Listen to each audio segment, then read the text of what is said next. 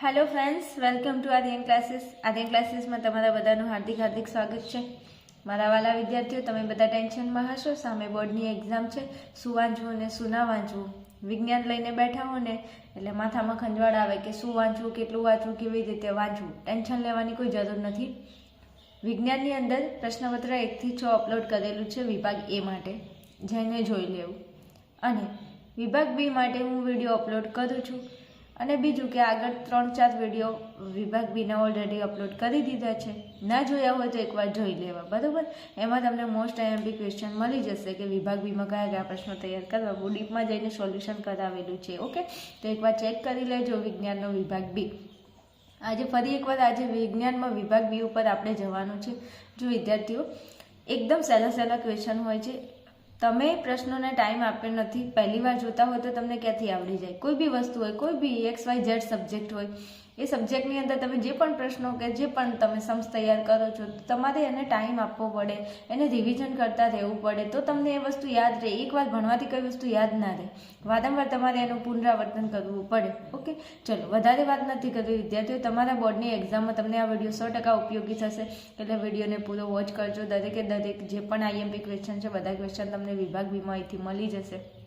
ચલો, પહેલો પ્રશ્ન અહીંયા તમને આપે છે વિભાગ બીમાં કે રાસાયણિક પ્રક્રિયા દરમિયાન કેવા ફેરફારો જોવા મળે છે. હવે આ પહેલા ચેપ્ટરનો પ્રશ્ન છે. રાસાયણિક પ્રક્રિયા થાય તો રાસાયણિક પ્રક્રિયા દરમિયાન કંઈક અલગ ફેરફારો આપણને જોવા મળે. એના માટેના પ્રયોગ પણ આ ચેપ્ટરની અંદર આપેલા છે. તમે કદાચ જોયા હોય તો તમને ખ્યાલ હશે, ના જોયા હોય તો કંઈ વાંધો નહીં. આપણે ટુ ધ પોઈન્ટ પ્રશ્નની ચર્ચા કરીએ કે જવાબ કેવી રીતે લખો. હવે રાસાયણિક પ્રક્રિયા થાય ને વિદ્યાર્થીઓ, તો રાસાયણિક પ્રક્રિયા દરમિયાન શું થાય? ફેરફાર થાય. તો કયા ફેરફારો થાય તો જોઈ લઈએ. અહીંયા જો 4 ફેરફારો લખેલા છે. તો જો અહીંયા તમે કોઈ પણ રાસાયણિક પ્રક્રિયા થાય તો રાસાયણિક પ્રક્રિયાની અંદર પદાર્થ જે હોય એના રંગમાં શું જોવા મળશે? પરિવર્તન. તો પદાર્થના રંગમાં પરિવર્તન જોવા મળે છે. ઓકે, આ પહેલો ફેરફાર. બીજો ફેરફાર એવો થાય છે કે પદાર્થની ભૌતિક અવસ્થા બદલાય છે.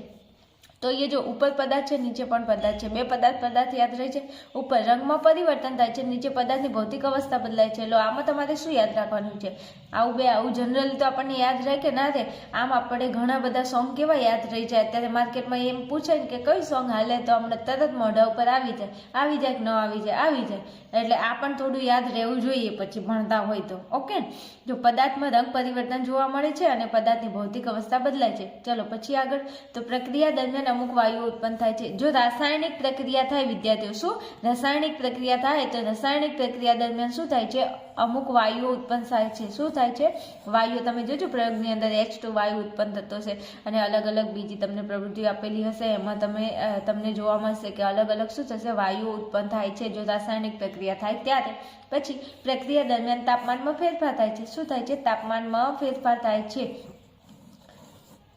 તો જો ઉપર બંનેમાં છે પદાર્થમાં રંગ પરિવર્તન, પદાર્થની ભૌતિક અવસ્થા બદલાય, અને અહીંયા પ્રક્રિયા દરમિયાન વાયુ ઉત્પન્ન થાય અને પ્રક્રિયા દરમિયાન તાપમાનમાં ફેરફાર થાય. લો, આમાં તમને શું યાદ રાખવાનું કહ્યું છે? આવું બેઝિક યાદ રહે કે ના રહે? હા, અને રહેતું હોય તો જરા કોમેન્ટની અંદર જણાવી દેવું કે હા અમને યાદ રહે છે, અમને ખબર બી પડે છે, અમને તમારી જોડે ભણવાની મજા બી આવે છે. આવી જરા કોમેન્ટ થોડી કરતું રહેવાનું, તો અમને બી મજા આવે કે નહીં વિદ્યાર્થીઓ વિડીયો જોવે છે અને કોમેન્ટ બી કરે છે અને એમને મજા બી આવે છે. તો અમને આવા વિડીયો બનાવવાની કંઈક વધારે ઉત્સાહ જાગે અને તમારા માટે અવનવા વિડીયો ને અવનવા સબ્જેક્ટ ને અવનવા ટોપિક અમે અપલોડ કરતા રહીએ. ઓકે, દરેકે દરેક વિદ્યાર્થીઓ તૈયાર કરી લેજો. સામે એક્ઝામ છે, બિલકુલ મૂકતા નહીં કોઈ બી પ્રશ્નને. ચલો પછી આગળનો ક્વેશ્ચન જોઈએ. જો કેવો મસ્ત ક્વેશ્ચન આપેલું છે, દેખાય છે ને? તફાવત આપો. કોનો તફાવત આપવાનો? તમારો તમારા ફ્રેન્ડ વચ્ચે શું તફાવત છે એવું પૂછાય. કેવી મજા આવે લખવાની ને? મારો ફ્રેન્ડ આવો છે અને હું આવો છું, મારો ફ્રેન્ડ તેવો છે અને હું આવો છું, મારો ફ્રેન્ડ નથી સારો અને હું સારો છું. એવું કે મજા આવે આવું પૂછે. પણ એવું ના પૂછાય હે. તમે આપણે બધા કોઈ એટલા મોટા સેલિબ્રિટી નહીં કે આપણા વિશે પૂછાય. હા, અને આપણા વિશે પૂછાવડાવવું હોય ને તો પેલા આપણે એવી મહેનત કરવી પડે. તો 100% આપણા વિશે છોકરા ભણશે. એટલે અહીં ધ્યાન આપો. ચલો, જારક શ્વસન અને અજારક શ્વસન પૂછ્યું. ઓકે ને વિદ્યાર્થીઓ? તો કે હા ઓકે. ભાઈ વિદ્યાર્થીઓ, મારા વાલા વિદ્યાર્થીઓ, જારક અને અજારક એક વસ્તુ મગજમાં ફિટ થઈ જાય ને તો ખબર પડી જાય કે તફાવત કેવી રીતે લખવો. જો તો જે જારક શ્વસન હોય ને એમાં O2 નો ઉપયોગ થાય. O2 એટલે ઓક્સિજન. તો જારક શ્વસન ઓક્સિજનની હાજરીમાં થાય. તો અજારક શ્વસન તો એની અંદર ઓક્સિજનની હાજરી ન હોય. તો આ ક્રિયામાં શું નથી થતું તો કે O2 એટલે ઓક્સિજનનો ઉપયોગ થતો નથી. એક મુદ્દો આવડે કે ન આવડે? આવડે. શું કે આ જારક શ્વસનની અંદર O2 એટલે ઓક્સિજન, O2 એટલે શું થાય? ઓક્સિજન. તો કે ઓક્સિજનનો ઉપયોગ આ ક્રિયામાં થશે જારક શ્વસનમાં, અને અહીંયા અજારક શ્વસનમાં આ પ્રક્રિયાની અંદર O2 નો ઉપયોગ થતો નથી. ચલો એક મુદ્દો આવડી ગયો. હા, ચલો આગળ જાઓ. હવે જો આ ક્રિયાને અંતે CO2 અને H2O ઉત્પન્ન થાય છે. કેટલું મસ્ત છે જુઓ અહીંયા, CO2 એટલે કાર્બન ડાયોક્સાઇડ અને H2O ઉત્પન્ન થાય છે. જો પહેલા મુદ્દો એવો કહ્યો કે આ ક્રિયામાં O2 એટલે કે ઓક્સિજનનો ઉપયોગ થતો નથી. પછી આ ક્રિયા પૂરી થાય ને, જારક શ્વસનની ક્રિયા પૂરી થાય ત્યારે શું થાય તો કે CO2 એટલે કે કાર્બન ડાયોક્સાઇડ અને H2O એટલે કે પાણી ઉત્પન્ન થાય છે. હવે સામેની સાઈડ શું ઉત્પન્ન થાય છે તો આ ક્રિયાને અંતે પ્રાણીજન્ય માધ્યમ કે જે પ્રાણીઓ હોય ને, જે પ્રાણીઓ અજારક શ્વસન કરતા હોય તો એમની અંદર લેક્ટિક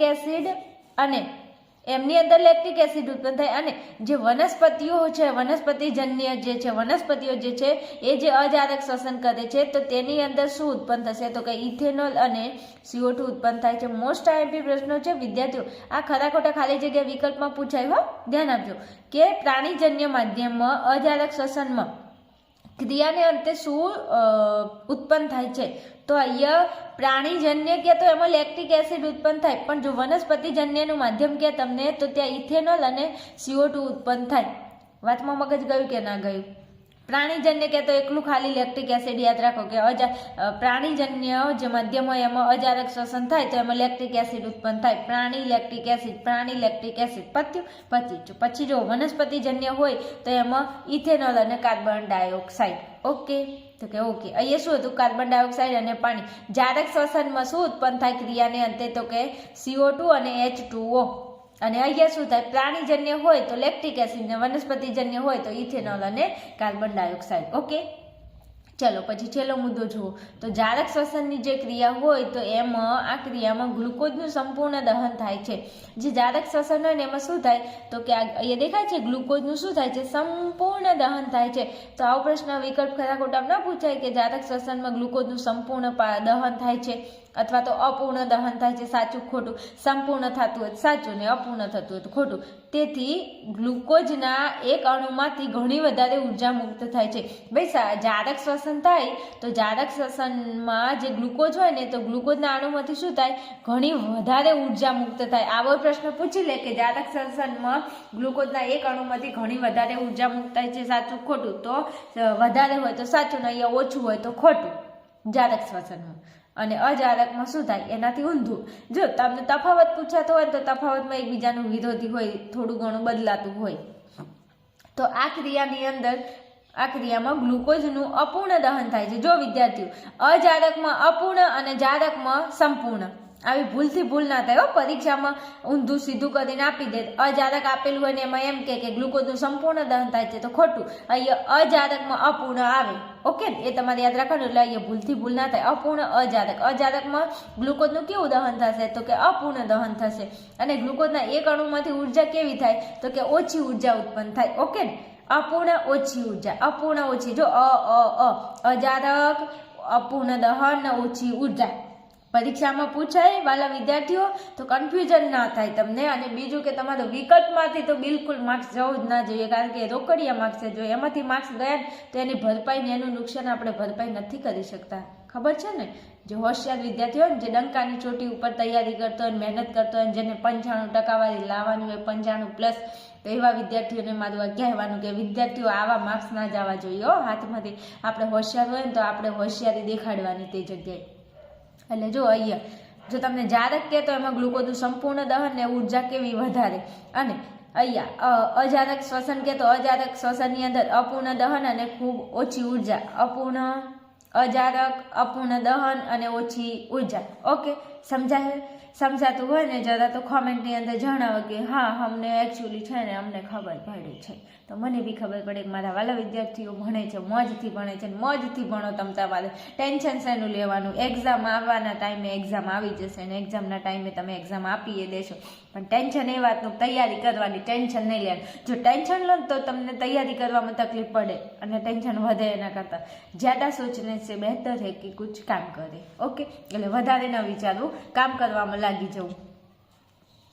આપણે ગાંધી બાપુ કહેતા ને કે 100 વિચારો કરવા એના કરતાં એક વિચારનો અમલ કરવો સારો. એટલે ઘણા બધા વિચારો કરવા એના કરતાં એક વિચાર કરીને એના ઉપર કામ ચાલુ કરી દેવાનું. ઓકે ને? ઓકે, ચાલો જુઓ પછી આગળ શું કહે છે.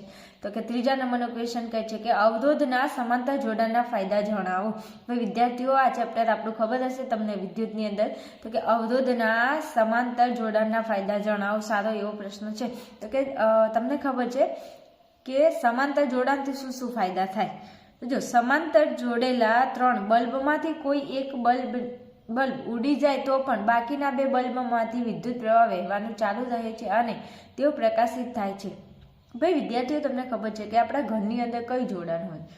સમાંતર જોડાણ હોય કે શ્રેણી જોડાણ હોય? તો કે સમાંતર જોડાણ હોય. કેમ? તો કે સમાંતર જોડાણ હોય ને તો એની અંદર આપણા ઉપકરણો જે જોડાયેલા હોય જોડાણની અંદર, તો એક પરિપથ બંધ થઈ જાય તો બીજું જોડાણ આપણું ચાલુ રહે છે.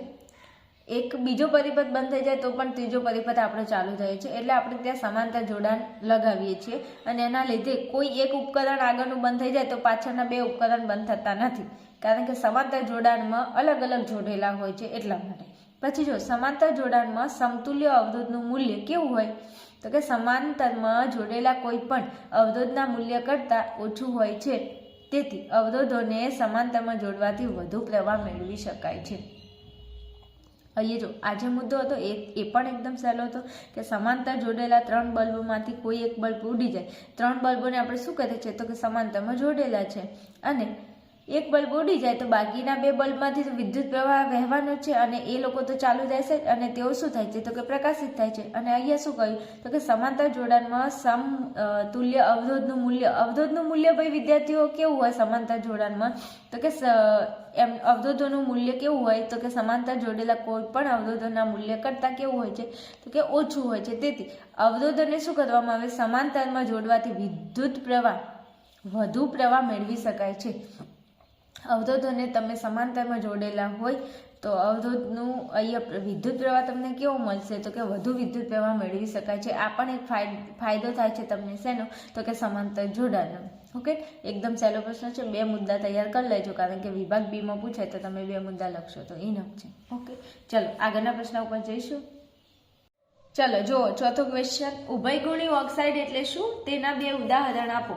વિદ્યાર્થીઓ, જો તમને એક વાત કરું મારા વાલા વિદ્યાર્થીઓ, કે તમે એકલા વાંચવા બેઠા હોય ને તો તમે પ્રશ્નો વાંચતા હોય તો તમને એવું લાગે કે આવા પ્રશ્નો ક્યાંય પૂછાતા હશે, અને જ્યારે પૂછાઈ જાય ને એટલે અફસોસ થાય તૈયાર કર્યો હોત તો. પણ તમે જો આવા પેપર સોલ્યુશન કરેલા હોય કે આવા વિડીયો જોયેલા હોય ને તો તમને એવો વિશ્વાસ આવી જાય કે નહીં, અહીંયા વિડીયોમાં અહીંયા લીધેલો પ્રશ્ન છે અથવા તો કોઈ અસાઇનમેન્ટમાં છે અથવા તો કોઈ પેપરમાં અંદર આ પ્રશ્ન પૂછાઈ ગયેલો છે ને તો તમને અહીંયા તૈયારી કરવાની મજા આવે.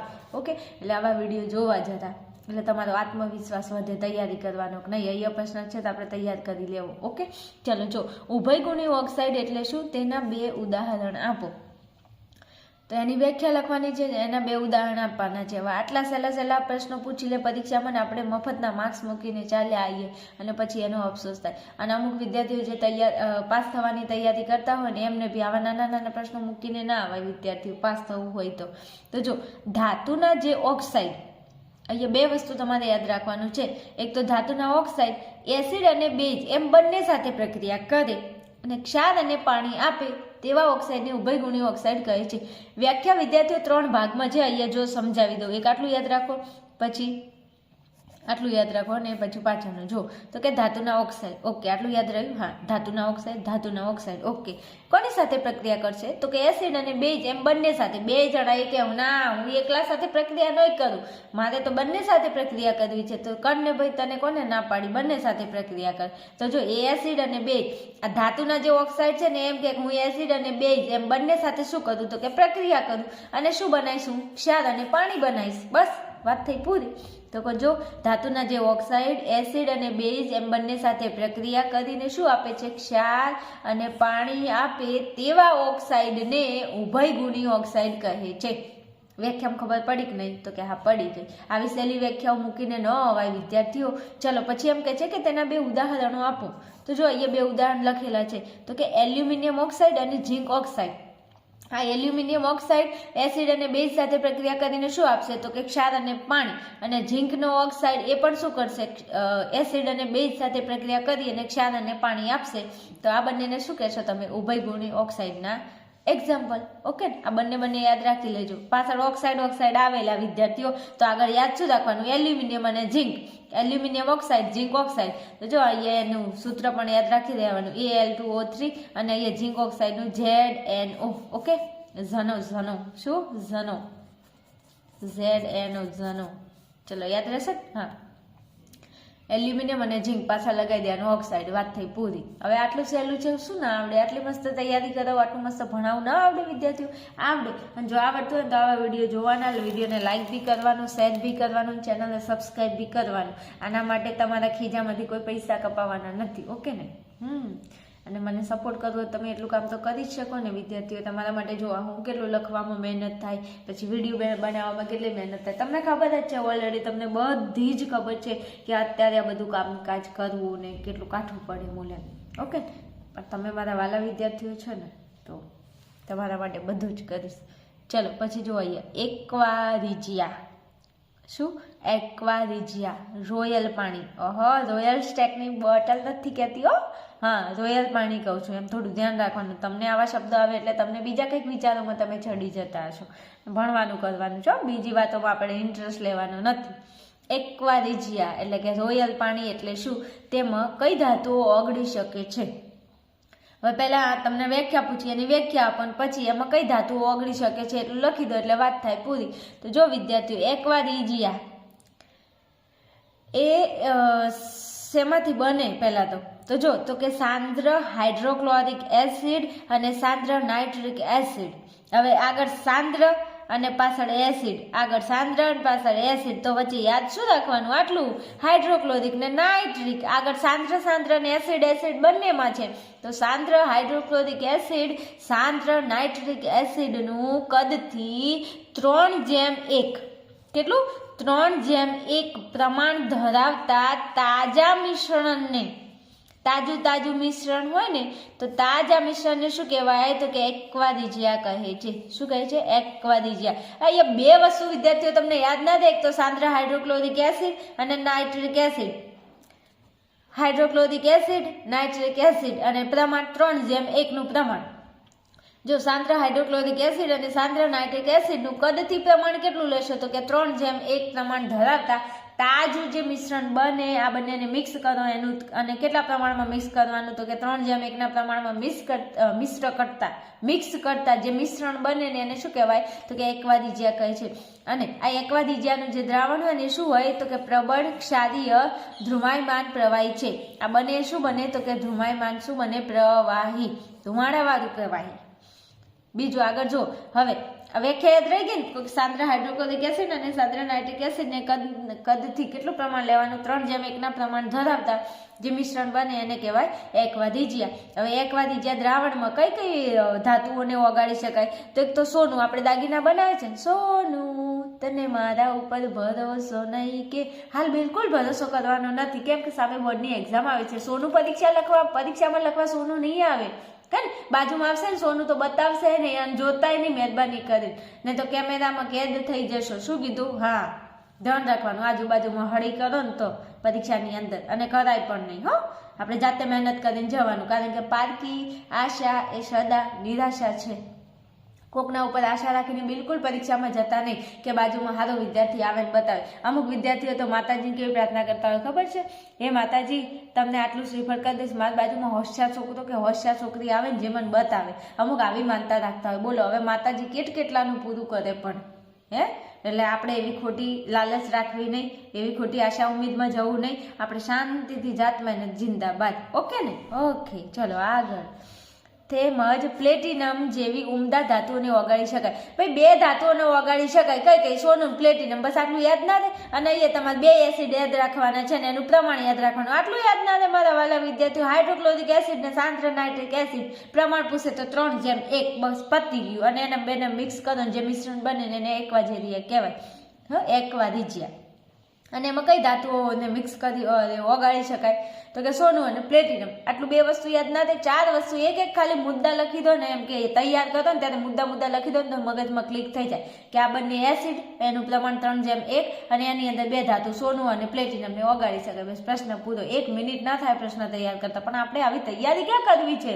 બસ આપણે વાતો કરતા આવડે વાલા વિદ્યાર્થીઓ, એવું નહીં કરવાનું. વાતો કરવાની, ભણવાનું, બધામાં આપણે પાવરફુલ રહેવાનું. બસ બધામાં એટલે પછી માફિયા કીધી નહીં હો. હા એમ ભાઈ તમે એમ ના કહેતા કે બેન તમે બધામાં પાવરફુલ રહેવાનું કહો છો ને, નહીં. જોવાનું, ફિલ્ડ જોવાનું, ફિલ્ડ જોઈને કામ કરવાનું. ઓકે ચાલો જુઓ આગળનો પ્રશ્ન જુઓ તો કે મનુષ્યમાં રુધિરનું બેવડું પરિવહન એટલે શું સમજાવો. હવે બેવડું એટલે બે બાજુ, બેવડું એટલે બે ગણું, બેવડું એટલે બે. ઓકે હવે જો તમને ખબર છે વિદ્યાર્થીઓ કે આપણા શરીરની અંદર લોહીનું, રુધિર એટલે શું થાય તો કે લોહી થાય. રુધિર, રક્ત, શોણિત આ બધું એના સમાનાર્થી શબ્દ થાય. તો આપણા શરીરની અંદર રુધિર છે, રુધિર એટલે લોહી હો. અમુકને એ ખબર ના હોય કે બેન આવું કેમ બોલો, આવું તો અમને ખબર હોય. હા હું ક્યાં ના પાડું છું, ખબર હોય અને ખબર હોવી જોઈએ, આપણે ભણીએ છીએ તો કે રુધિર એટલે લોહી થાય. આપણા શરીરની અંદર લોહીનું વહન થાય કે નથી થતું તો કે હા થાય છે. આપણા શરીરની અંદર એક દિલ જેવી રચના એટલે હૃદય આવેલું છે, જેને તમે દિલ કહો છો, હે ને. તો એ હૃદય છે ને, હૃદયની અંદર આપણને ખબર છે કે આપણા હૃદયની અંદર 4 ખંડ આવેલા છે. તો 4 ખંડોમાં ઉપરના 2 ખંડો, નીચેના 2 ખંડો. ઉપરના 2 ખંડોને કર્ણકો કહેવાય, નીચેના 2 ખંડોને ક્ષેપકો કહેવાય. તો કે હા કહેવાય. હવે આની અંદરથી તમને ખબર છે કે બે પ્રકારથી લોહીનું વહન થાય. એક શુદ્ધ રુધિર અને એક અશુદ્ધ રુધિર.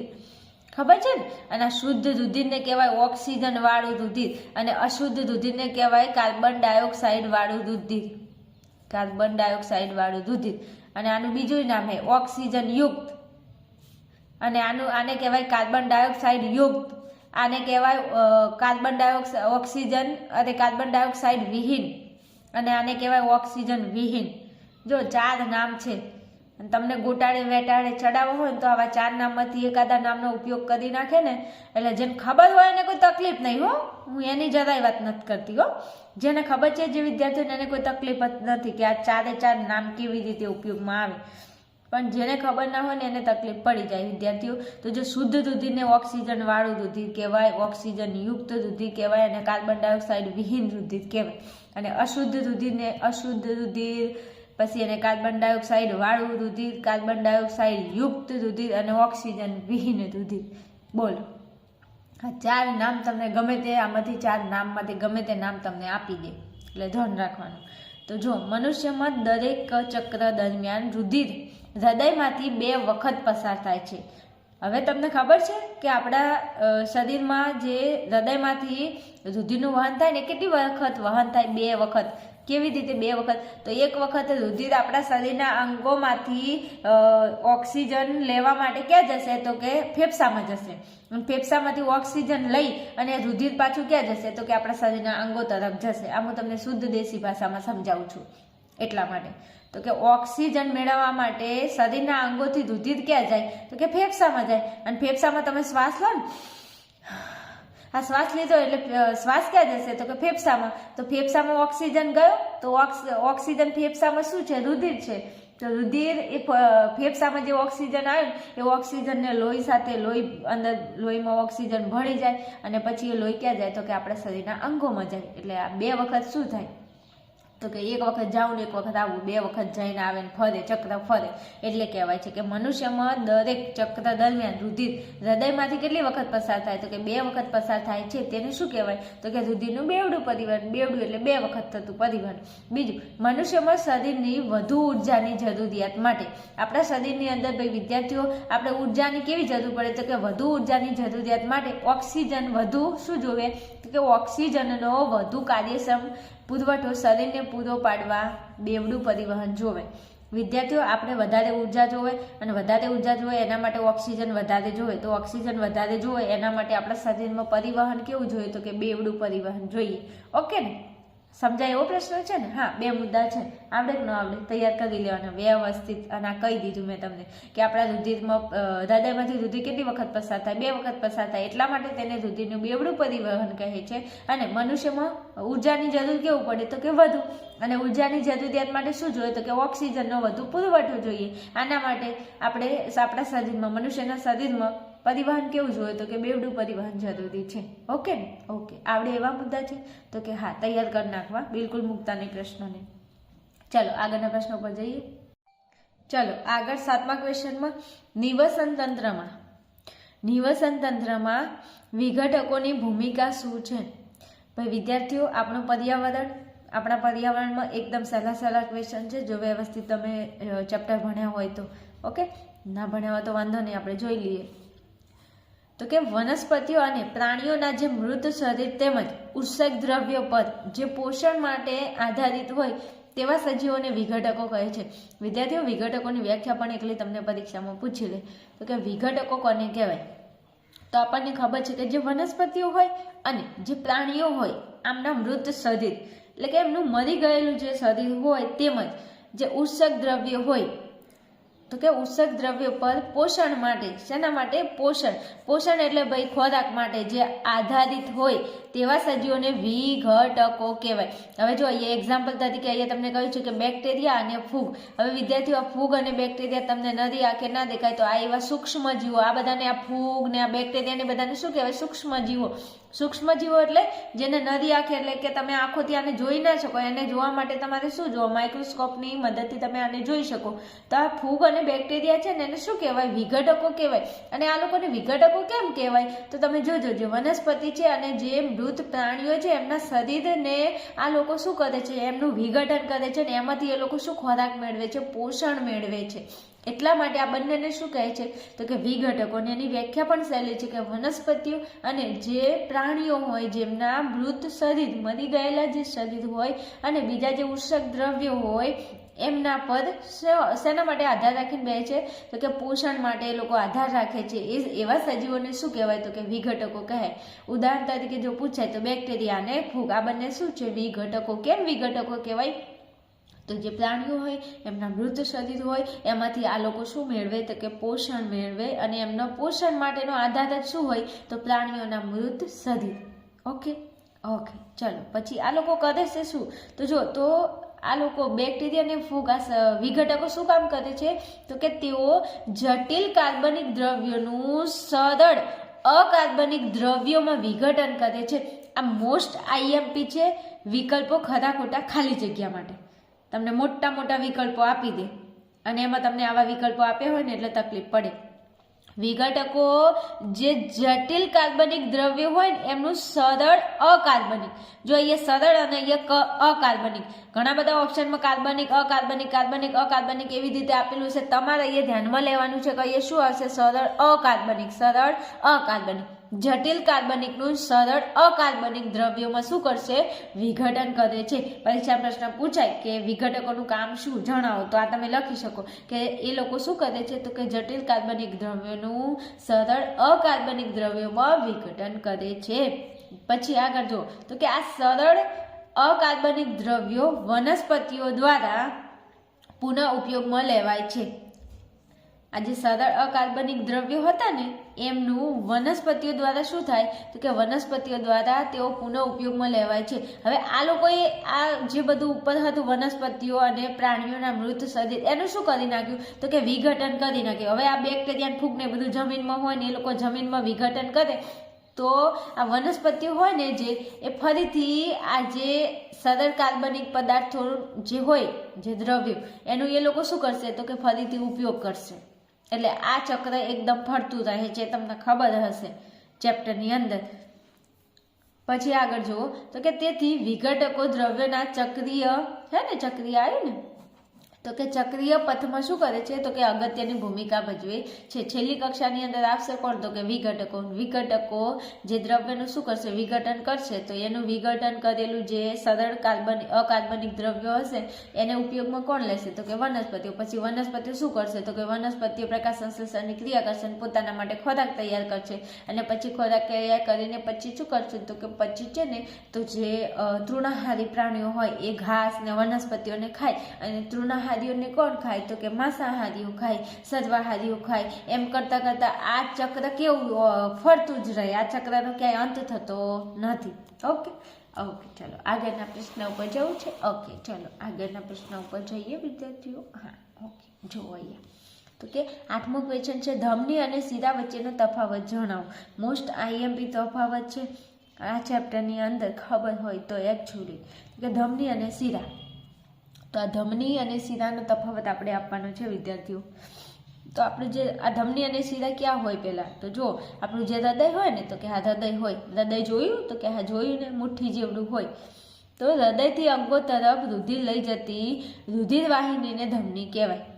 આપણને એક વસ્તુ ખબર છે કે એ આ શું છે? આપણું હૃદય છે. ઓકે, હૃદયમાંથી લોહી જાય છે એક તો ફેફસામાં. થોડી નાની અમથી આકૃતિ બનાવું છું. અને એક છે આપણા શરીરના અંગો.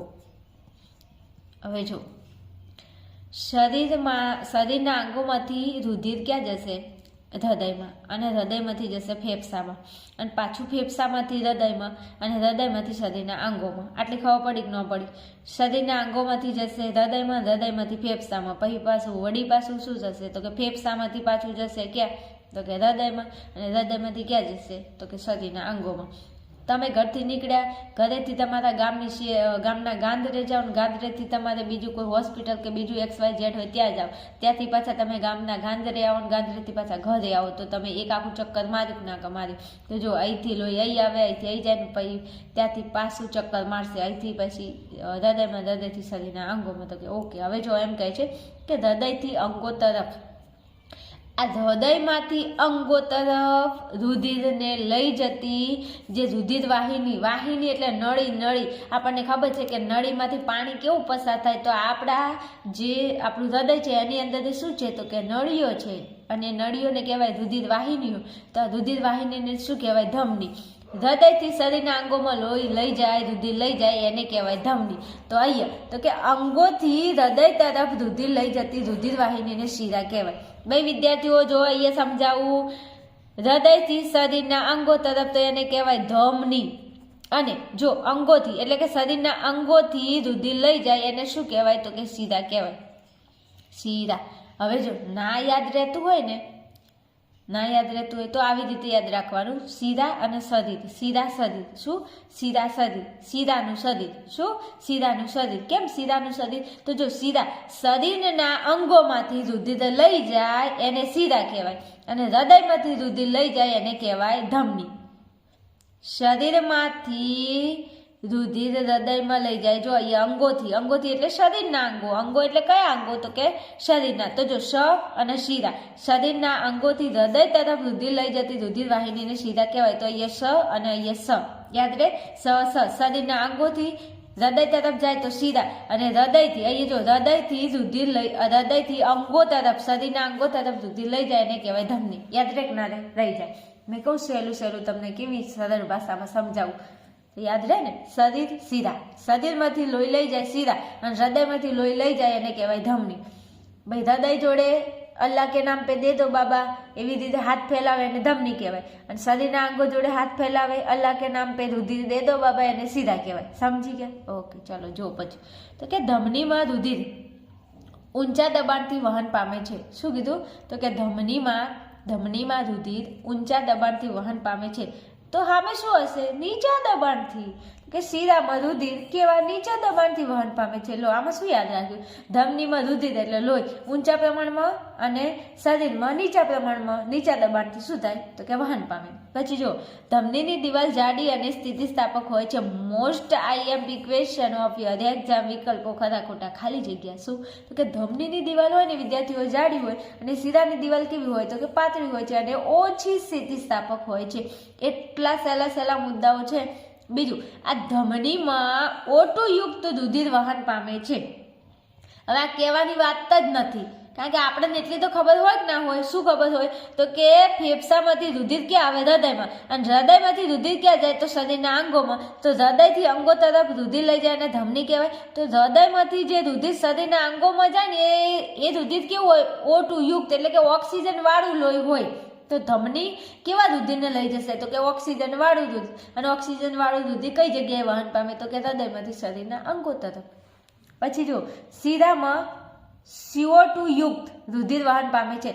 એટલે આપણને એક વસ્તુ ખબર છે કે શરીરના અંગોમાંથી જે રુધિર હૃદયમાં જાય ને એ કેવું હોય? તો કે કાર્બન ડાયોક્સાઇડ વાળું રુધિર હોય. અને કાર્બન ડાયોક્સાઇડ વાળું રુધિરનું વહન કોણ કરે? તો કે શિરા કરે. ઓકે ને? ઓકે, આગળ જવું છે. તફાવતમાં એકદમ સહેલો તફાવત છે. 4 મુદ્દા છે, 4માંથી એક પણ મુદ્દાને મૂકવાનો નથી. બસ આટલું યાદ રાખો. હૃદયથી અંગો તરફ રુધિર લઈ જાય એને કહેવાય ધમની. ધમનીમાં ઊંચા દબાણથી રુધિરનું વહન થાય. ધમનીની દિવાલ જાડી હોય અને ધમની ઓટુયુક્ત રુધિરને વહન ધમનીમાં ઓટુયુક્ત રુધિર વહન પામે. પછી આવ્યું શિરા. તો કે શરીરના અંગોથી હૃદય તરફ રુધિર લઈ જાય એને કહેવાય શિરા. શિરામાં નીચા દબાણથી વહન પામે રુધિર અને શિરાની દિવાલ પાતળી હોય અને શિરામાં CO2 યુક્ત રુધિર વહન પામે. બસ 4 મુદ્દા યાદ રહી જાય. એટલું કામ તો પછી આપણાથી થાય. ચલો પછી જુઓ 9મું ક્વેશ્ચન. તો કે ટિન્ડલ અસર ટૂંકમાં સમજાવો. શું કહે છે? ટિન્ડલ અસર ટૂંકમાં સમજાવો. તો જો ટિન્ડલ અસર જોઈ લઈએ. તો કે જ્યારે કોઈ પ્રકાશનું કિરણપુંજ આવા કલીલ કણોને અથડાય છે ત્યારે તે કિરણપુંજનો માર્ગ કેવો બને? તો કે ડિફ્યુઝ. તો કે પરિવર્તનના કારણે દ્રશ્યમાન બને છે અને કલીલ કણો દ્વારા પ્રકાશના પ્રકીર્ણનની ઘટનાથી ટિન્ડલ અસર ઉદ્ભવે છે.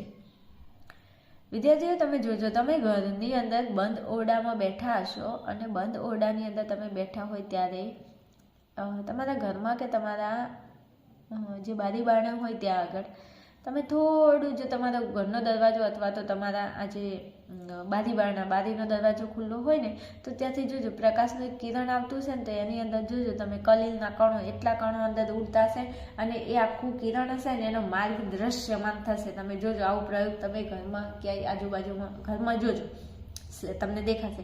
બીજું તમે ઘણા બધા પિક્ચરો જોયો ને તો પિક્ચરમાં આ સીનમાં ક્રિએટ થાય છે. આવે એટલે સમજાવું. તો જો પહેલાં તમે આટલું યાદ રાખશો કે જ્યારે કોઈ પ્રકાશનું કિરણપુંજ કોઈ કલીલ કણો સાથે અથડાય તો ત્યારે તે જે કિરણ હોય ને એ કિરણપુંજનો માર્ગ કેવો બને? તો કે ડિફ્યુઝ.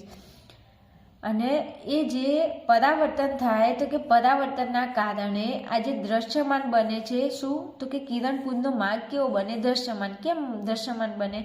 તો કે આ કિરણપુંજ કોની સાથે અથડાય છે? તો કે કલીલના કણો સાથે અથડાય ત્યારે કિરણપુંજનો માર્ગ કેવો બને? તો કે દ્રશ્યમાન બને છે. તો કે આ કલીલ કણો દ્વારા જે પ્રકાશનું શું થાય? પ્રકીર્ણનની ઘટના થાય. શું થાય? કલીલના કણો દ્વારા જે પ્રકાશ એની સાથે આ કણો સાથે અથડાય તો પ્રકાશનું શું થાય? તો કે પ્રકાશનું પ્રકીર્ણન થાય અને પ્રકાશના પ્રકીર્ણનથી શું બને? તો કે ટિન્ડલ અસરનો ઉદ્ભવ થાય છે. એક પ્રકાશનું કિરણ હોય એ કલીલ કણો પર પડે, અથડાય ત્યારે કલીલ કણો પર પડે અને એ પ્રકાશના જે કિરણ હોય એ પ્રકાશના કિરણનું શું થશે? તો કે એનું પ્રકીર્ણન થશે અને આ ઘટનાથી શું થશે? તો કે ટિન્ડલ અસરનો ઉદ્ભવ થાય છે.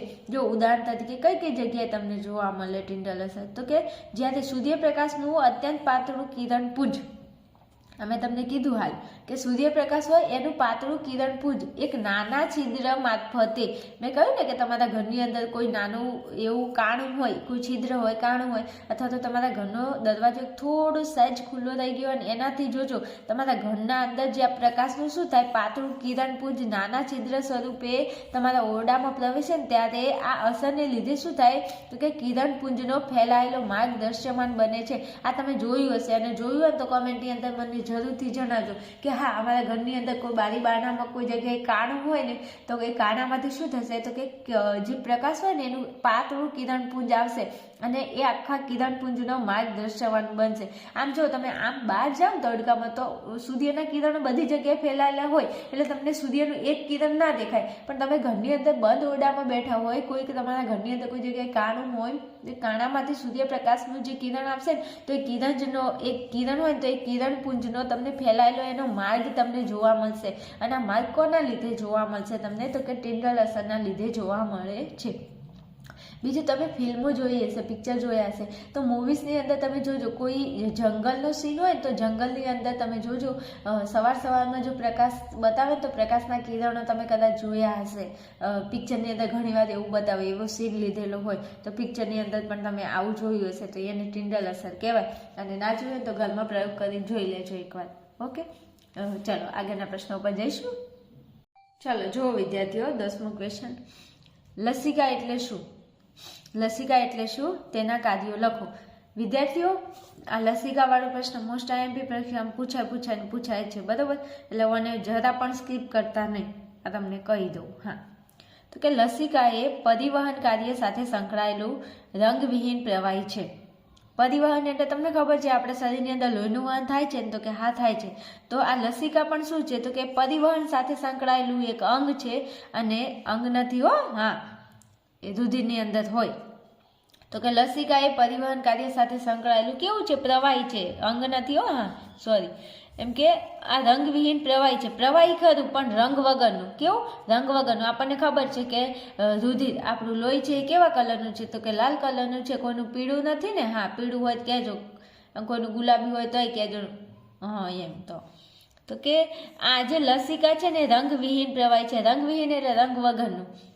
શું છે? રંગ વગરનું પ્રવાહી છે. બીજું તો કે કેશિકાઓની દિવાલમાં આવેલા છિદ્રો દ્વારા, જે કેશિકાઓ હોય તો કે આ કેશિકાઓની દિવાલમાં આવેલા છિદ્રો એટલે નાના નાના કાણા. તો છિદ્રો દ્વારા કેટલાક પ્રમાણમાં શું થાય? તો કે રુધિર રસ, પ્રોટીન અને રુધિર કોષો પેશી કોષોના અવકાશમાં આવે છે અને આ રીતે લસિકા નિર્માણ પામે છે. ભાઈ જો લસિકા કેવી રીતે નિર્માણ પામે છે એવો પ્રશ્ન પૂછાય તો તમે આવી રીતે લખી શકો. તો કે કેશિકાઓની દિવાલમાં આવેલા છિદ્રો, કેશિકાઓની દિવાલમાં આવેલા છિદ્રો દ્વારા કેટલાક પ્રમાણમાં શું થાય? તો કે રુધિર રસ, પ્રોટીન અને રુધિર કોષો પેશી કોષોના અવકાશમાં આવે ત્યારે શું થાય? તો કે આ રીતે લસિકાનું નિર્માણ થાય છે. ચલો પછી જુઓ. તો કે લસિકા રુધિરના રુધિરરસ જેવું જ હોય છે. શું હોય છે? આ જે લસિકા હોય ને કેવું હોય? તો કે રુધિરના, આપણું જે શરીરમાં જે લોહી હોય ને, તો કે હા, તો કે આ જે લસિકા હોય એ રુધિરનું જે રસ હોય, રુધિર એટલે લોહીનો જે રસ હોય એના જેવું જ હોય છે. પરંતુ તેમાં શું નથી હોતું? તો કે પ્રોટીન ઓછી માત્રામાં હોય છે. લસિકા રુધિરના રુધિરરસ જેવું જ હોય છે, પરંતુ તેમાં પ્રોટીન કેવું હોય? તો કે પ્રોટીન ઓછી માત્રામાં હોય છે. હવે અહીંયા તમને માત્ર શું છે? 3 મુદ્દા આપેલા છે. તો લસિકા એ પરિવહન કાર્ય સાથે સંકળાયેલું કેવું? રંગવિહીન પ્રવાહી છે. બીજું, કેશિકાઓની દિવાલમાં જે છિદ્રો હોય ને, તો છિદ્રોની અંદર શું હોય? તો કે રુધિર રસ હોય, પ્રોટીન હોય ને રુધિર કોષો હોય અને આ રુધિર કોષોના પેશી કોષોના અવકાશમાં આવે. આ 3 વસ્તુ ક્યાં આવે? તો કે પેશી કોષોના અવકાશમાં આવે. તો આ રીતે શું થાય? તો કે લસિકાનું નિર્માણ થાય અને લસિકા એ રુધિરરસ જેવું હોય છે, પરંતુ તેમાં શું હોય છે? તો કે પ્રોટીન ઓછી માત્રામાં હોય છે. હવે પરીક્ષામાં આવા પ્રશ્ન પૂછાય કે પ્રોટીન લસિકાની અંદર પ્રોટીન ઓછી માત્રામાં હોય છે, હા શું ખોટું? તો સાચું. વધારે માત્રામાં કહે તો ખોટું. ઓકે, આવું બધું ભણેલા હોય. જો વિકલ્પો ખરા ખોટા ખાલી જગ્યા આવે ક્યાંથી? તો કે પ્રશ્નોમાંથી. તો પ્રશ્નો તૈયાર કરો તો એ ઓટોમેટિકલી તૈયાર થઈ જ જાય. હવે લસિકાના કાર્યો શું છે? તો કે જુઓ, લસિકા શું કરે છે? તો કે લસિકા એ નાના આંતરડામાં પાચિત ચરબીનું શું કરે છે? તો કે શોષણ અને વહન કરે છે. શું કરે છે? શોષણ અને વહન કરે છે. નાના આંતરડામાં પાચિત ચરબીનું શોષણ અને વહન કરે છે. તો કે ઓકે. પછી બાહ્ય કોષીય અવકાશમાંથી વધારાનું પ્રવાહી ખેંચી લઈ રુધિરના પ્રવાહમાં પાછું મોકલે છે. જો વિદ્યાર્થીઓ 2 કાર્યો છે પણ એકદમ ડેસિંગ કાર્ય છે. નાના આંતરડામાં શું થાય? તો કે પાચિત જે ચરબી હોય ને, ચરબીનું શોષણ અને વહન કરે છે. હવે આવો પ્રશ્ન પૂછાય કે નાના આંતરડામાં ચરબીનું શોષણ અને વહન કોણ કરે છે? તો કે લસિકા. આવા પ્રશ્ન પૂછાય ને એટલે ફેટ પડી જાય આપણા. નાના આંતરડામાં જે પાચિત ચરબી હોય એનું શોષણ અને વહન કોણ કરે? તો કે લસિકા. બીજું શું કામ કરે? તો કે બાહ્ય કોષીય અવકાશમાંથી, બાહ્ય કોષમાં જે અવકાશ હોય એમાં વધારાનું શું હોય? તો કે પ્રવાહી હોય ને, પ્રવાહી એટલે ખબર હશે પ્રવાહી કોને કહેવાય? તો એ પ્રવાહીને શું કરશે? ખેંચી લઈ રુધિર જે આપણું લોહી હોય ને, તો કે લોહીના પ્રવાહમાં પાછું મોકલે છે. આ 2 કાર્ય કોના છે? લસિકાના. તૈયાર કરી નાખવાનું. ચલો પછી આગળના ક્વેશ્ચન ઉપર જઈએ. તો જો આ પ્રશ્ન એકદમ સહેલો છે ને. તો કે જૈવિક ક્રિયાઓ એટલે શું? તેના નામ લખો. હવે ભાઈ વિદ્યાર્થીઓ, જૈવિક ક્રિયાઓ એટલે શું? તો કે સજીવો દ્વારા કરવામાં આવતી મુખ્ય ક્રિયાઓ કે જે સજીવનું અસ્તિત્વ જાળવી રાખવા માટે શું હોય? જરૂરી હોય અને તેને જૈવિક ક્રિયાઓ કહે છે. હવે તમે પહેલાં અહીંયા આવી જાઓ, પછી હું તમને વ્યાખ્યા યાદ રખાવું. તો કે જૈવિક ક્રિયાઓ, મુખ્ય ક્રિયાઓ કેટલી છે? તો કે 4. કઈ? કે પોષણ, શ્વસન, વહન અને ઉત્સર્જન. પોષણ, શ્વસન, વહન, ઉત્સર્જન. પોષણ, શ્વસન, વહન, ઉત્સર્જન. 4 વખત બોલો ને એટલે 4 તમને જૈવિક ક્રિયાઓ યાદ રહી જાય. પોષણ, શ્વસન, વહન અને ઉત્સર્જન. હવે જો હું સમજાવું. આ પોષણ એટલે ચલો માની લો, પોષણ એટલે ખોરાક. શ્વસન એટલે શ્વાસ લેવો. વહન એટલે લોહીનું વહન અને ઉત્સર્જન એટલે આપણા શરીરમાંથી જે નકામો કચરો બહાર નીકળે છે ને એને ઉત્સર્જન. ઓકે ને? ઉત્સર્જન. હવે જો હું એમ કહું છું કે ખોરાક વગર તમને ચાલે? તમે ખોરાક ના ખાવ તો શું થાય? તો ખોરાક ના ખાઓ તો તમને શું થાય એ તમારે ચેક કરી લેવાનું એક દિવસ ભૂખ્યું રહીને. બીજું, 2 મિનિટ શ્વાસ બંધ કરો તો બેસાય, આપણાથી રહેવાય ના રહેવાય, શ્વાસ લેવો જ પડે. બીજું, આપણા શરીરમાં લોહીનું વહન ના થાય તો શું થાય? તો આ બધી ક્રિયાઓને જૈવિક, જો આ બધી ક્રિયાઓને જૈવિક ક્રિયાઓ કહેવાય. બીજું, આ ક્રિયાઓ આપણા શરીર માટે કેવી છે? તો કે મુખ્ય ક્રિયાઓ છે અને અગત્યની ક્રિયાઓ છે. અને આ ક્રિયાઓ ના કરીએ તો આપણે જીવતા રહીએ ના, આપણું અસ્તિત્વ ટકે ના ટકે. તો આપણું અસ્તિત્વ જો ટકાવવું હોય તો આપણે આ ચારે ચાર ક્રિયાઓ આપણા શરીરમાં થવી જોઈએ કે ના? તો કે થવી જોઈએ. તો હવે વ્યાખ્યા જુઓ. સજીવો એટલે આપણે બધા. તો કે સજીવો દ્વારા કરવામાં આવતી, આપણે બધા કરીએ છીએ, આપણા બધાથી આ ક્રિયા થાય? તો કે હા થાય. તો કે સજીવો દ્વારા કરવામાં આવતી કેવી ક્રિયાઓ? તો આ બધી મુખ્ય ક્રિયાઓ છે. તો કે આપણા દ્વારા કરવામાં આવતી મુખ્ય ક્રિયાઓ કે જે, હવે આ બધી ક્રિયાઓ શું કરશે? તો સજીવોનું અસ્તિત્વ, એટલે આપણને જીવતા રાખશે કે નહીં? અસ્તિત્વ એટલે જીવતું રહેવું. તો કે સજીવોનું શું કરે? અસ્તિત્વ જાળવી રાખવા માટે આ ક્રિયાઓ જરૂરી છે, તેને જૈવિક ક્રિયાઓ કહે છે. એવી ક્રિયાઓ કે જે આપણા સજીવોનું શું કરશે? તો કે અસ્તિત્વ જાળવી રાખશે, તેને શું કહેવાય? જૈવિક ક્રિયાઓ કહેવાય. વ્યાખ્યા આવડે કે ન આવડે? તો કે આવડે, એકદમ સહેલી વ્યાખ્યા છે. ઓકે, ખબર પડી વ્યાખ્યામાં? હો ખબર પડી. હવે જો બીજું ખબર પડતી હોય તો જરા કોમેન્ટની અંદર જણાવી દેવાનું ખબર પડે છે. અને વિડીયોને લાઈક બી કરવાનું, આમથું વિડીયો જોઈને જતું નહીં રહેવાનું. હા, એ તમે ડાયા છો, તમે બહુ સમજદાર છો, તમને સમજાવવા ના પડે ને. 10માના વિદ્યાર્થીઓ છો પાછા. જો હવે એકદમ નાનકડો ટચુકડો તમારા જેવો નાનો તમારા જેવો પ્યારો ક્વેશ્ચન છે. શું કહે છે? ઘરેલું પરિપથોમાં વપરાતા વાયરના 3 પ્રકારોના નામ અને તેમના આવરણ સંબંધિત રંગોના સંદર્ભ જણાવો. હવે ભાઈ વિદ્યાર્થીઓ, આપણા ઘરોની અંદર કેટલા પ્રકારના વાયર હોય? તો કે 3 પ્રકારના વાયર હોય. અને 3 પ્રકારના વાયરો ઉપર એક પડ લગાવેલું હોય. તો કે પડ કયા રંગનું હોય ને એ જણાવો. એટલે 3 વાયર અને એના ઉપર કયું રંગનું આવરણ હોય, આવરણ એટલે પડ હોય એ જણાવો. તો જો તો ઉપરનું કોપી પેસ્ટ. તો કે ઘરેલું પરિપથમાં વપરાતા વાયરના 3 પ્રકારના નામ અને તેમના આવરણ ક્યાં છે? નીચે પ્રમાણે છે. એવું લખવાનું. પેપર જોનારને સારું લાગે, શિક્ષકને સારું લાગે. હા, આવું લખવાનું થોડું. તો જો એક તો 3 વાયર કયા? તો કે એક તો લાઈવ વાયર, એક તો ન્યુટ્રલ વાયર અને અર્થિંગ વાયર. તો કે લાઈવ, ન્યુટ્રલ અને અર્થિંગ 3 નામ યાદ રહે વાયરના. કયા વાયર? તો કે લાઈવ વાયર, ન્યુટ્રલ વાયર અને અર્થિંગ વાયર. હવે લાઈવ વાયર સાથે લાલ રંગનું પડ હોય, આવરણ હોય. પછી ન્યુટ્રલ સાથે કાળા રંગનું અને અર્થિંગ સાથે લીલા રંગનું. હવે યાદ ના રહે તો શું કરવાનું? તો લાઈવ અને લાલ. તો લાલ, એ લાલા. શું લાલા? તું કોનો લાલો છે? લાલા અહીં આવતો, લાલા. અને કોઈ સોંગ ગાવતો નહીં કહેતા લાલા લા લા લા લા. એટલે જો લાલા, લા એટલે લાઈવ વાયર અને લા એટલે લાલ રંગનું આવરણ. એટલે ભૂલથી પરીક્ષામાં પૂછાય તો ભૂલ થાય નહીં, વિકલ્પો ખરા ખોટા ખાલી જગ્યામાં પૂછાય તો ભૂલ ના થાય. તો કે લાઈવ વાયર ઉપર કયા રંગનું આવરણ જોવા મળે? તો કે લાલ રંગનું. પત્યું? તો કે પત્યું. ચલો પછી તો કે ન્યુટ્રલ વાયર. એટલે તમે યાદ રાખશો, અહીંયા શું યાદ રાખશો? તો કે કાનું. શું? કાનું. નહીં કહેતા એ કાનુડા ક્યાં જાય છે? અને કાનો તો આપણે બધાને ગમે ને. હા, ગમે કેમ ના ગમે? તો કે કાનું.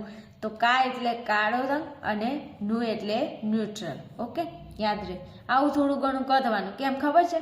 મને ખબર છે, તમારે કહેવાની જરૂર નથી. મને બિલકુલ ખબર છે કે જ્યારે પરીક્ષામાં બેઠા હોય ને, ગમે એટલું આવડતું, ગમે એટલે આપણે હોશિયાર હોય ને, તો એક વખત તો આપણને ડાઉટ થાય કે આમાં આ આવે કે આમાં આવે. વિકલ્પો ખરા ખોટાની વાત કરું છું. લખવા બેસો ત્યારે. એટલે જો એવું ના થવા દેવું તો આટલી ટ્રીક યાદ રાખી લો. લા એટલે લાઈવ અને લા એટલે લાલ.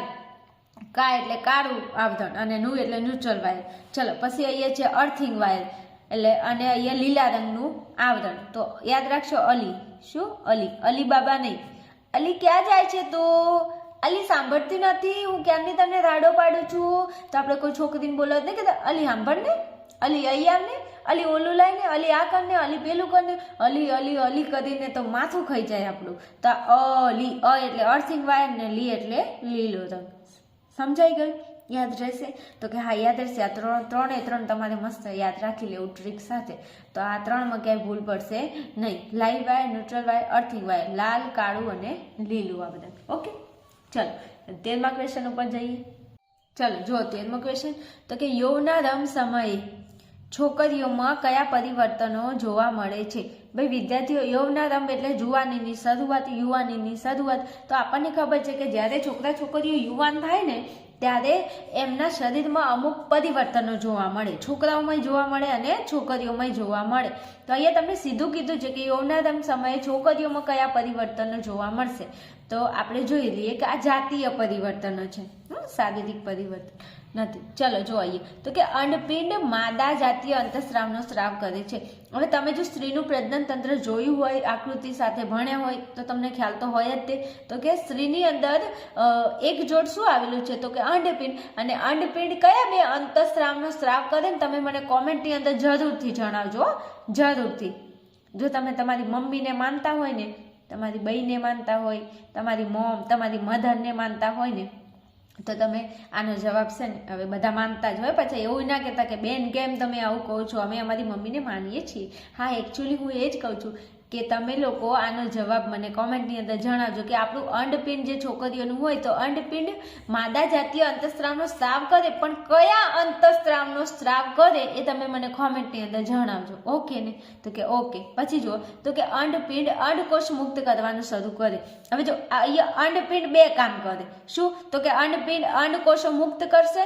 શું કરશે? અંડકોષો મુક્ત. અને અંડપિંડ માદા જાતીય અંતઃસ્રાવનો સ્રાવ કરે. તો બે કામ તો અંડપિંડ જ કરી નાખશે. તો કે હા.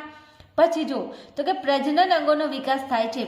શરીરના જે અંગો હોય, જે પ્રજનન અંગો, પ્રજનન એટલે તમને ખ્યાલ હશે, વ્યાખ્યા ભણ્યા હોય તો ખબર હોય કે બીજો જે સજીવ, બાળ સજીવ પેદા નિર્માણ કરવાની ક્રિયાને પ્રજનન ક્રિયા કહેવાય. અને પ્રજનન અંગો એટલે અંડપિંડ ને ગર્ભાશય હોય, યોનિ હોય, ગ્રીવા હોય, આ બધાને પ્રજનન અંગો કહેવાય. તો કે પ્રજનન અંગો જે હોય એનો શું થાય તો કે વિકાસ થાય. બીજું સ્તન ગ્રંથિઓનો શું થશે તો કે સ્તન ગ્રંથિઓ એટલે છાતીના ભાગનો શું થાય? વિકાસ થાય. તો કે સ્તન ગ્રંથિઓ વિકાસ પામે છે. અને તેના કદમાં શું થાય તો કે સ્તન એટલે તેના કદમાં વધારો થાય છે. અને જે સ્તનાગ્રની ત્વચાનો રંગ કેવો બને તો કે ઘેરો બને છે. આટલો ફેરફાર યાદ રહે કે ના રહે? તો કે પ્રજનન અંગોનો વિકાસ થાય, સ્તન ગ્રંથિઓનો વિકાસ થાય. બે વિકાસ થાય.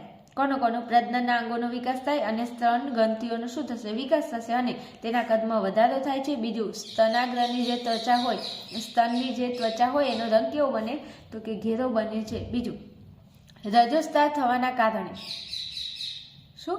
રજોસ્રાવ થવાના કારણે માસિક ચક્રની શરૂઆત થાય છે. ભાઈ જ્યારે છોકરીઓ યૌવનારંભ એટલે યુવાનીના 12 થી 13 વર્ષની વયની થાય ત્યારે શું થાય તો કે માસિક ચક્રની શરૂઆત થાય છે. અને માસિક ચક્ર મોસ્ટ આઈએમપી પ્રશ્ન છે. માસિક ચક્ર વિશે સમજાવો. 2 માર્ક્સમાં 3 માર્ક્સમાં પૂછી લે, ધ્યાન રાખજો. પ્રશ્ન તૈયાર કરી લેજો, ના તૈયાર કરે તો માસિક ચક્ર. ઓકે, ચલો વિદ્યાર્થીઓ, અહીંયા આપણા 13 ક્વેશ્ચન પૂરા થાય છે. મેં સફળતાપૂર્વક આપણે 13 ક્વેશ્ચન જોઈ લીધા. જો કોઈને ડાઉટ હોય, કોઈ તકલીફ હોય, કોઈ ક્વેરી હોય, કોઈ હજુ સમજણ ના પડતી હોય, કોઈ સબ્જેક્ટની જરૂર હોય તો તમે બધા જરૂર કોમેન્ટની અંદર જણાવજો. બીજું તમને લોકોને દિલથી થેન્ક યુ, કારણ કે તમે લોકો બધા વિડીયો જોવો છો, કોમેન્ટ પણ કરો છો. નવા નવા વિદ્યાર્થીઓની કોમેન્ટ આવે છે, બહુ સરસ. તમે બધા સારી એવી તૈયારી કરી રહ્યા છે. ભગવાન તમને બધાને સારા એવા માર્ક્સથી અને સારી એવી ટકાવારીથી પાસ કરી દે એવી ભગવાનને દિલથી દુઆ છે મારી. અને તમે બધા પણ મહેનત કરતા રહેજો. એકલી દુઆથી કંઈ થશે નહીં, સાથે સાથે તમારી મહેનત પણ જોઈશે. એક હાથે તાળી વાગતી નથી, એના માટે બંને હાથ જોઈએ. એટલે અમે પણ પ્રયાસ કરીએ અને તમે પણ પ્રયાસ કરો. આપણે બધા સાથે મળીને સફળ થઈશું એવી વાત છે. ઓકે, બીજું વિદ્યાર્થીઓ નવા હોય ચેનલ ઉપર તો ચેનલને ખાસ સબસ્ક્રાઈબ કરી અને તમારા બીજા મિત્રો સાથે આપણી ચેનલને અવશ્ય શેર કરજો. ચલો વિદ્યાર્થીઓ, મળીશું એક નવા વિડીયોમાં. ત્યાં સુધી જોતા રહો અમારી ચેનલ આર્યન ક્લાસીસ. જય હિન્દ, જય ભારત.